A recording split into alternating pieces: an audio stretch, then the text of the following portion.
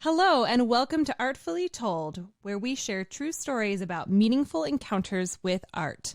I think artists help people have different perspectives on every aspect of life.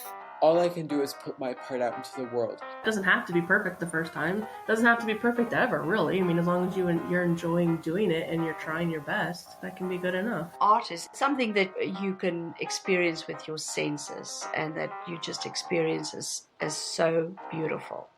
Hello, and welcome back to Artfully Told. I'm your host, Lindsey, and I am so excited to introduce as my guest today, Christina Stanton. She is a licensed New York City tour guide, the owner of a nonprofit, and the author of a book about 9/11. And currently, she's also working on a book about her experiences as a tour guide. And I am so very thrilled to have you here today. Thank you for being here, Christina. Hey, good morning.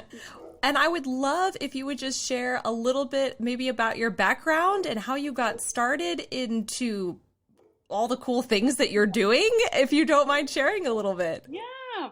So I'm from Tallahassee, Florida, and born and raised. And I moved to New York City when I was 23 in 1993. So that tells you how old I am. But I moved there to be an actress. And I got a degree in music. I was a singer, and my voice really fit best on like the Broadway stage. And so I moved to New York to try my luck in becoming a Broadway actress. And I loved it from the get-go. I loved the artistic community. I loved fellow actors. I loved the whole process of auditioning and rehearsing and performing. And I loved New York City.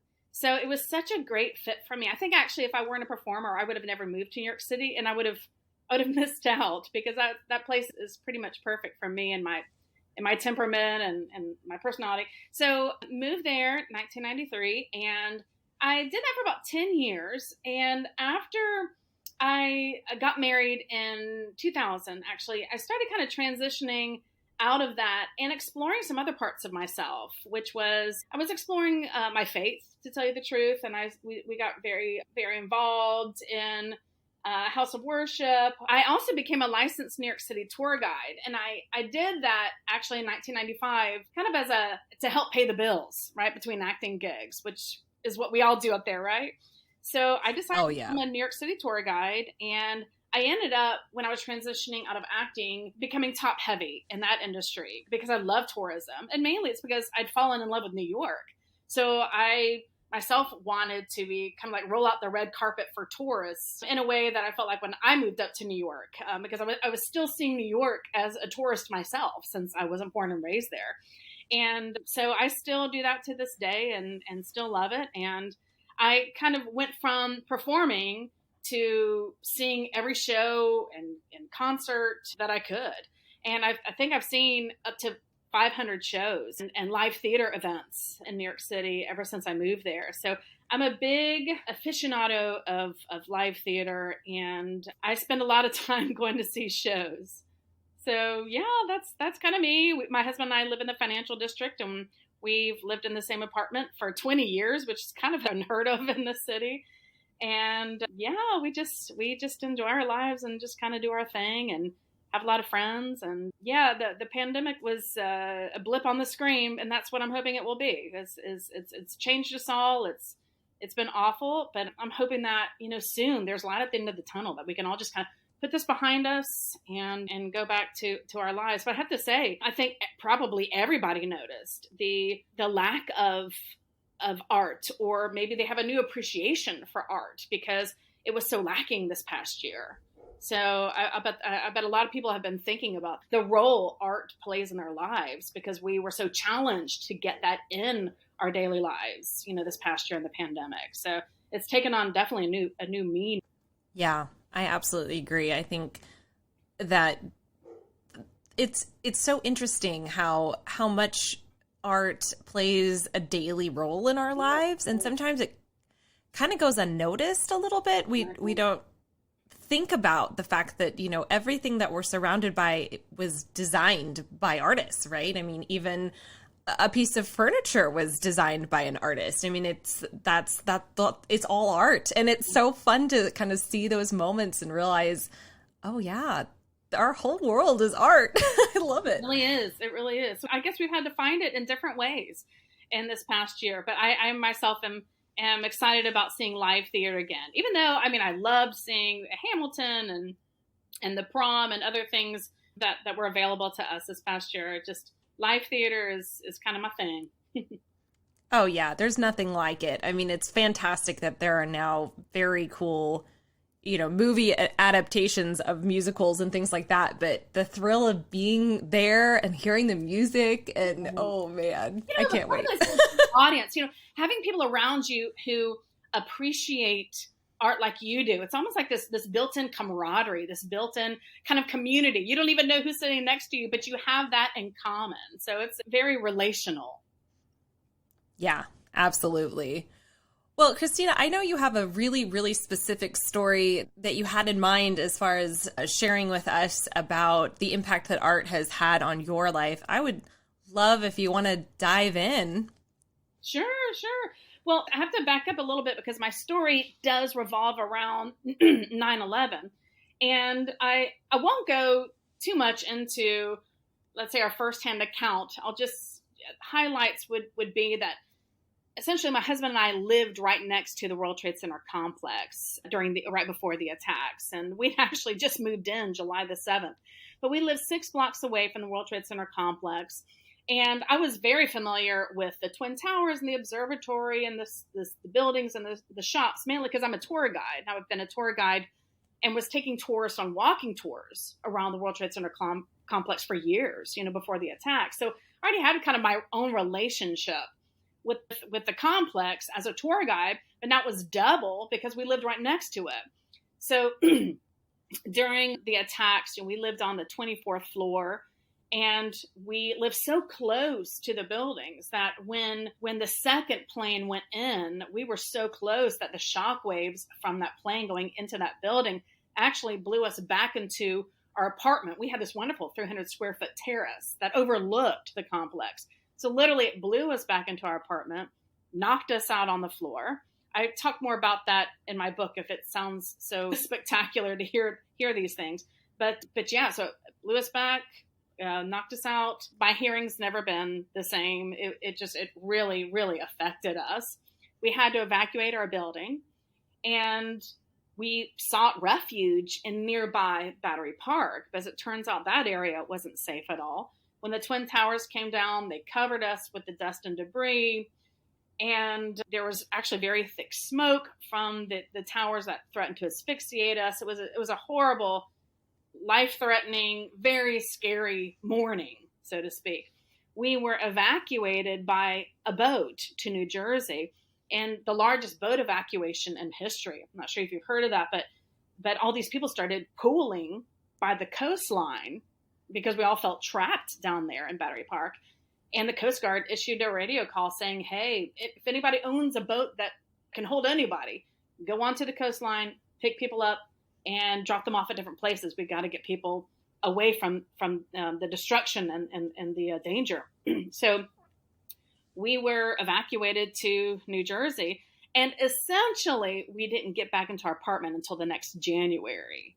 So at any rate, so it was this crazy story that, for us, it kind of 9/11 went on and on, right? So, for instance, my husband lost a very good Clemson fraternity brother in the attacks, and that put him in just a real depression. Our dog clung to life for weeks after that because he was covered with the dust of the buildings. He was trying to lick himself clean.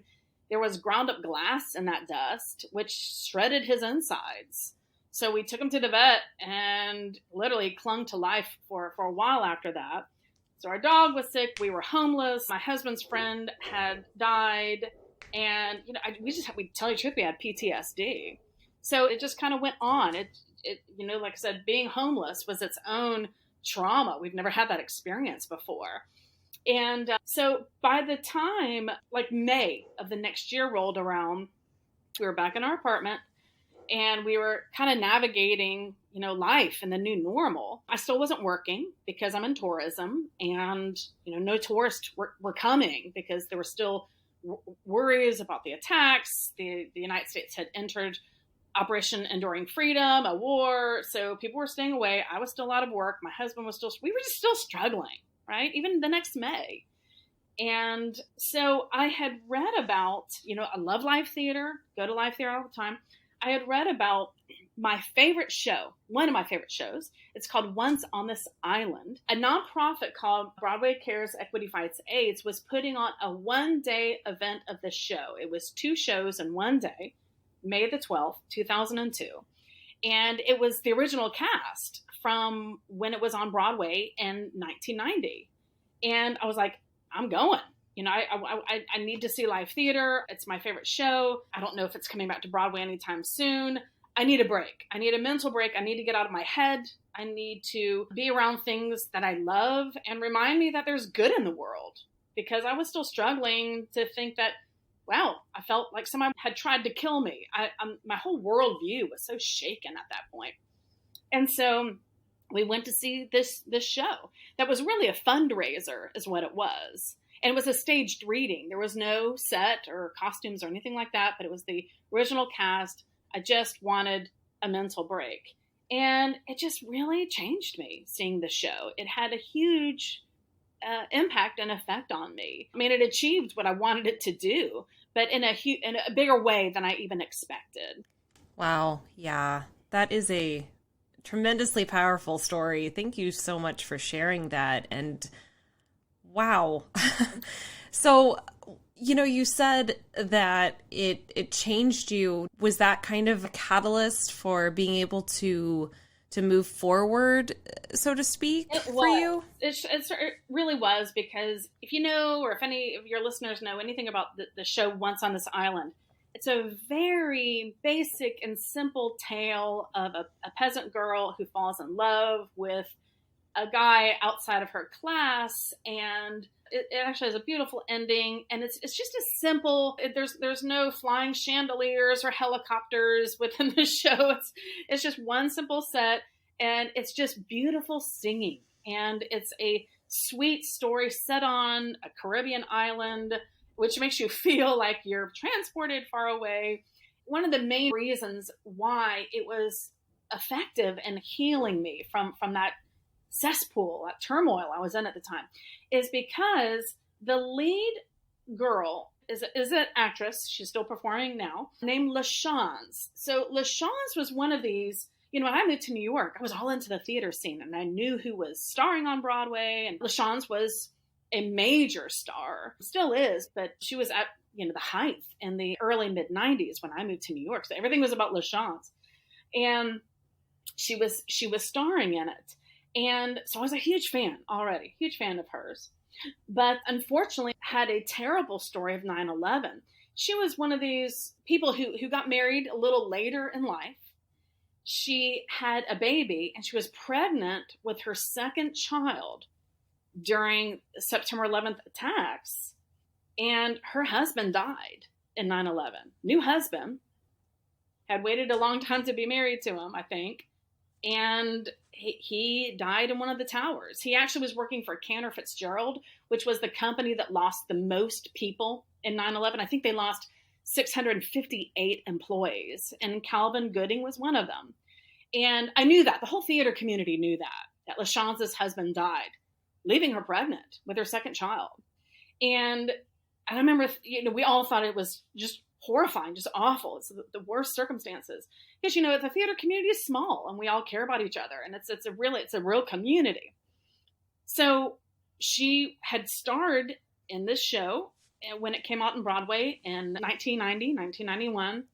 And she was starring again at this 2 performance only show. It was a fundraiser in 2002. So I wanted to go and hear this, love the music, love the show, but I wanted to see LaChanze. I wanted to support her. It was my way of supporting her. But also, I just kind of felt like, even though she doesn't know me, that in a way we kind of had somewhat of a shared experience. I mean, hers in such a bigger way than myself. I could never relate to the loss that she suffered. But I definitely felt like my heart bled for her. And so I went to see her and again, see the show. And to watch those actors go through the show and try to get through it. Because and essentially there's some very sad moments in the show. They cried their way through it, which made the whole audience go crazy. Everybody there knew what had happened. Everybody there in the audience knew what had happened to LaShawne's and her husband. Because people who go to these kind of fundraisers, it's kind of like an insider thing to do, you know what I'm saying? So it was really an audience filled with actors or like extreme theater lovers.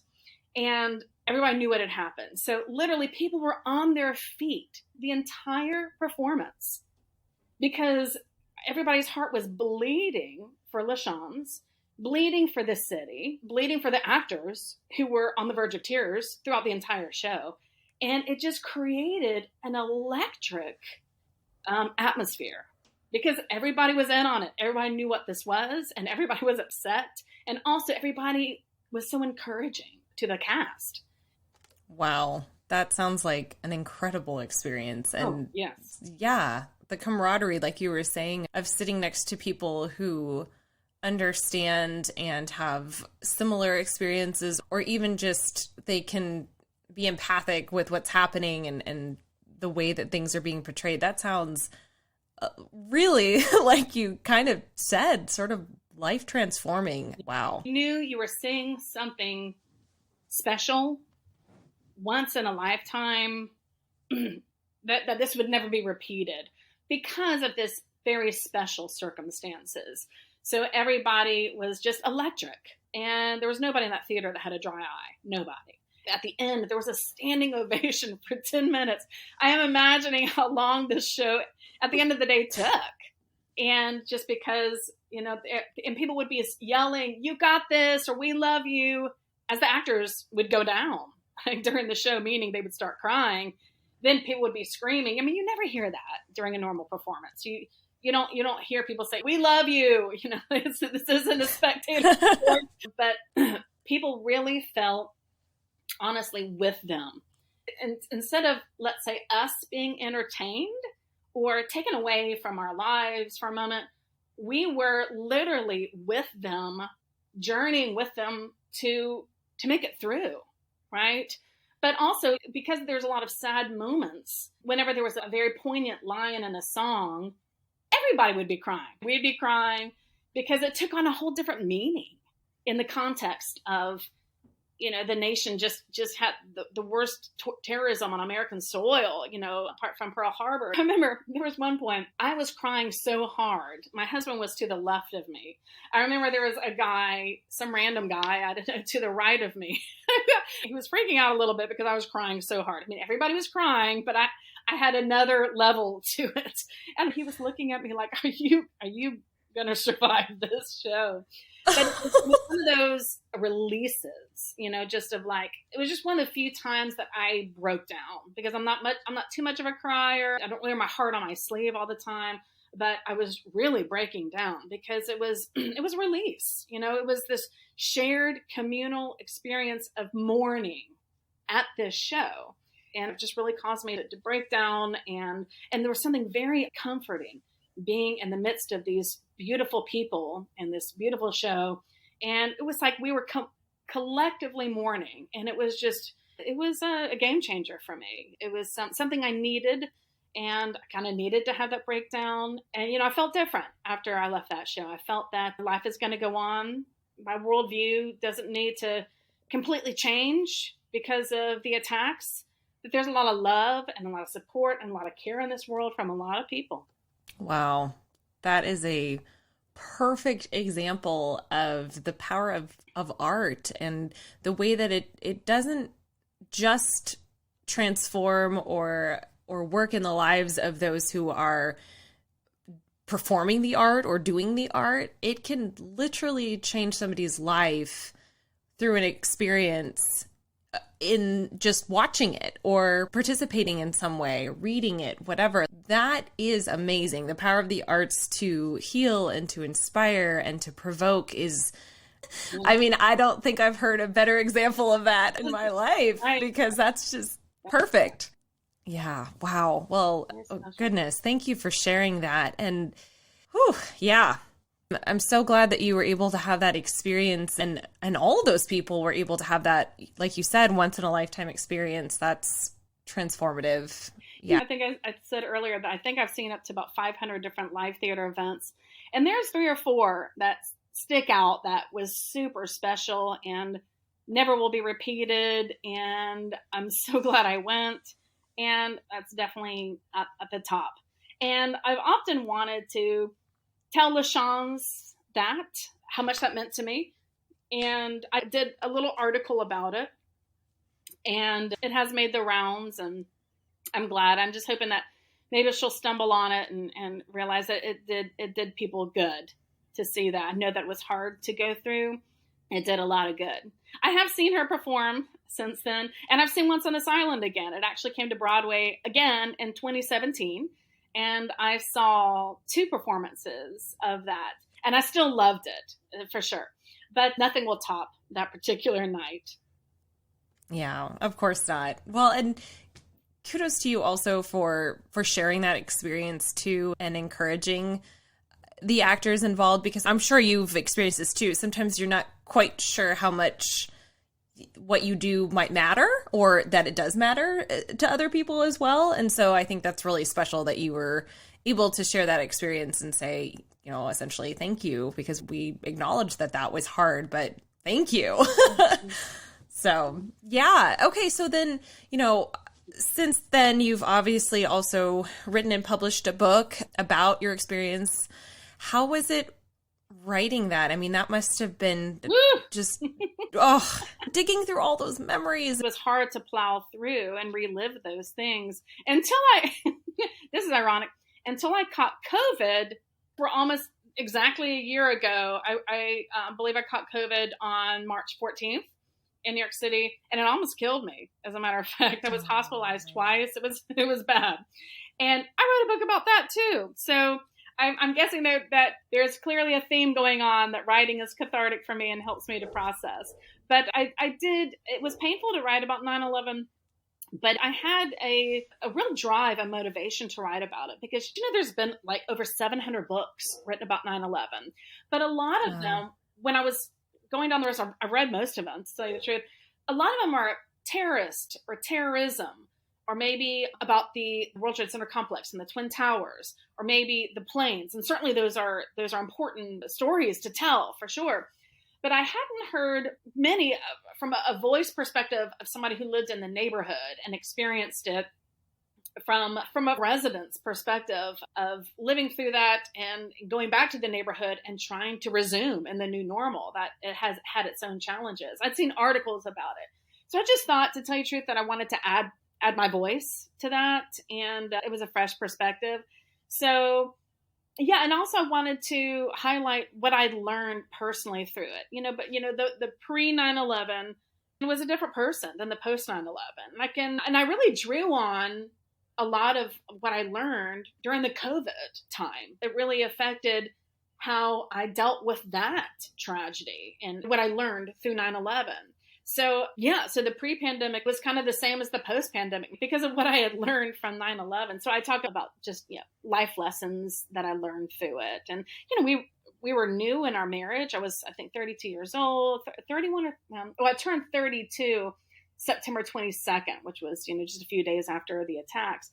But we were newlyweds. We were married only a year and a half. And so we were having such a hard time navigating a new marriage, but also seeing each other in that kind of extreme circumstance. And so by the time, the Once on This Island rolled around the next May, we were still kind of locked in our own battle and our own internal battle that we were fighting. And, we emerged from that much stronger. And that's one of the good aspects to come out of 9/11 for us. But yeah, so it wasn't easy writing that book, but it was cathartic, and I'm kind of glad that I gave, again, that perspective, because it was a story that wasn't out there. So, Yeah, absolutely. Yeah, and then now you're writing another book, but I hear this one is going to be a little bit of a different theme. No more sad. We're done with this. Yeah, so I've been a tour guide for so many years. Just when you're dealing with tourists and large groups and groups of all demographics and age ranges. And just New York being New York, lots of crazy stuff has happened. And I am one of these people that have this memory. I remember everything. And I'm a freelancer. If you freelance, let's say an incident happens, like the company really wants to know what happened. So if like the tourists complain, they have a heads up of what the situation happened. So I have incident reports. Crazy things happen all the time. It's a crazy city, New York City. And so I wanted to protect myself by writing out, my version of events. And so I barely have to write. It's pretty much already written. I was going to call it a collection of incident reports, but instead I think I'll do Confessions of a New York City Tour Guide. It's funny. It's funny shenanigans. It's a fun romp through New York City and crazy tour guiding stories. Oh my gosh. I love it. I cannot wait to read that. Well, and on that note, if our listeners want to connect with you or purchase your books and things like that, is there a way for them to be able to do that? Yeah. My website is ChristinaRayStanton.com. And that's all my information of the books and my upcoming book and articles I've written. And yeah. Perfect. Thank you. Woohoo. I'm so excited. Well, and then I have 3 questions that I always like to ask my guests, if you're okay with that. Yeah. Perfect. Okay. So the first one is, how do you personally define art, or what is art to you? All right. So I think art helps us understand and appreciate and navigate life. I mean, it is life, but art bleeds over into every section of our lives, and it just helps us through life. And, personally, the most joy and love and sadness, the strongest emotions I feel is through art. I'm pretty straight as an arrow in other places in my life, but nothing makes me feel the human experience more than art does. Yeah, absolutely. And then what do you think is the most important role of an artist? Is to tell their truth, because we all are having such different experiences in this world that what you want is that somebody is expressing your experience somewhere in art, doing something. And you just want to connect with art that's expressing your particular experience that you're having on this planet and is sharing your human experience. And so I just think artists should be telling their truth of how they're viewing the world and their experience, because there's going to be people out there that can relate and want to relate and want that camaraderie and want somebody to quote unquote understand them. But I just feel like it's a shared experience. It's a story that that can be shared with several people. We're not all having the same experience, but there are people out there who are having, the same struggles and the same highs and lows and joys, and they're looking at life and the world and God and in the same way. You want to connect to art that is speaking to you personally. Yes. Yep. I love that perspective. And then my final question, and I'll define my terms a little bit, but do you think that art should be inclusive or exclusive? And what I mean by that, inclusive referring to an artist who puts their work out there and includes some context behind that, whether it's a title or program notes or the inspiration behind it, something so you kind of know a little bit about what the artist had in mind, versus exclusive referring to an artist who puts their work out there and doesn't share context behind it, so it's left entirely up to the viewer to interpret. Actually, I appreciate inclusive because I think I need a little help sometimes understanding the inspiration behind a piece of art. And I may not be able to relate to it or even agree with it, but I feel like I like to understand the artist's intent and the message.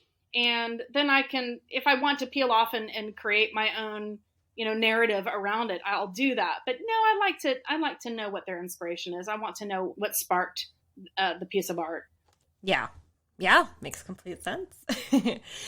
Well, perfect. Christina, thank you so very much for being my guest today. Your story is so fantastic and inspirational, and I'm so honored that you shared it with us and that you're sharing it with the world and expressing this moment that was transformative. And I just really appreciate you being here and sharing. So thank you so much. Thanks for inviting me on the show. I really appreciate it. And definitely, if you're listening to this episode, please go check out her website, go buy those books, and continue following her journey, because obviously Christina is a marvelous person with lots of stories to share and somebody definitely to be inspired by, because gosh, you've been through some things and you're just coming out so strong and so resilient. And so just kudos to you. And I can't wait to continue to see what you do and to follow your journey too. So thank you again so much. And thank you so much to everyone who's listened to this episode. And if you're feeling as inspired as I am right now, I'd love if you'd share this episode with a friend or two, and we will catch you next time. If you have a story to share with us, we would love that so much. And I hope your day has been artfully told. Hey, Artfully Told listeners, Lindsey here, and I just want to share with you a little bit more about the Speak Easy method. Now, if you've had a chance to listen to Greg Gonzalez's interview on Artfully Told, you're already a little familiar with the process that is so unique and so cool. That is the Speak Easy method. It is for people who are ready to write their books, but maybe aren't super confident about their own writing ability or just want a more streamlined way of doing it.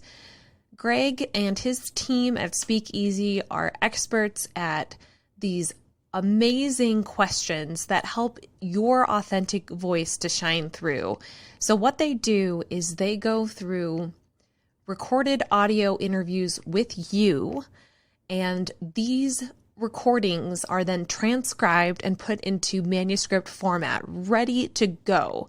So what's cool about that is instead of months and months or years and years of you writing a book, they will actually take you from concept to published, and it can be as little as 9 months. That is one of the most recent success stories that they have accomplished, and it is just a really innovative method that I am personally so excited to help represent and help share the word about, because what Greg and his team are doing is absolutely life-changing for prospective authors. And I highly encourage you to book a discovery call with Greg or another member of his team to learn more and see if this could be the perfect fit for you. It's 100% complimentary, and you can do so easily by going to his website, and that's www.joyfulliving.com/speakeasy. And again, that spelled out is JOY-FUL living.com/speakeasy.